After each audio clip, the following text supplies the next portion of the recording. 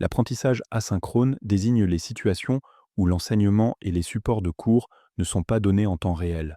Par exemple, un enseignant peut enregistrer des vidéos, fournir des documents à lire entre les cours ou demander aux élèves de participer à un forum de discussion en ligne à leur propre rythme.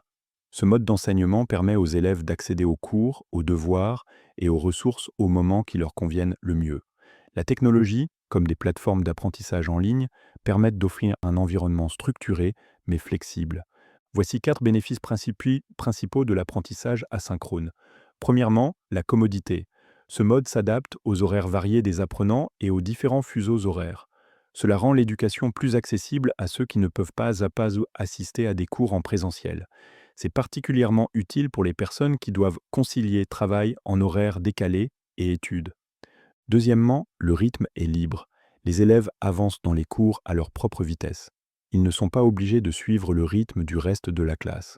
Par exemple, un élève peut mettre en pause ou revoir plusieurs fois une vidéo pour bien comprendre le contenu. Cela aide surtout ceux qui ont besoin de plus de temps pour assimiler des informations complexes.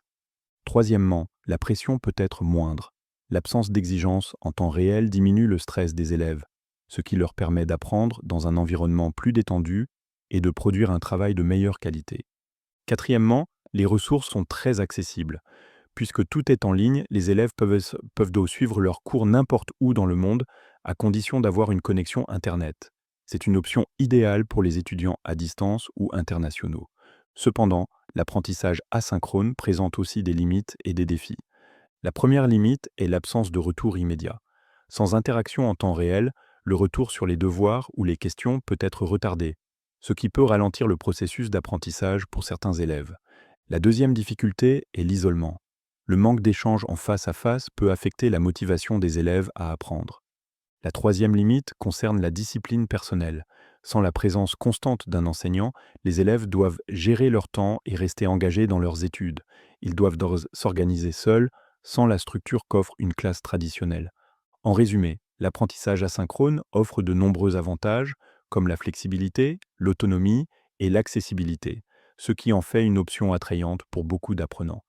Toutefois, il présente aussi des défis, tels que les retards dans les retours, le risque d'isolement et la nécessité d'une grande discipline personnelle. Comprendre ses forces et faiblesses aide les enseignants et les élèves à choisir entre un apprentissage synchrone ou asynchrone.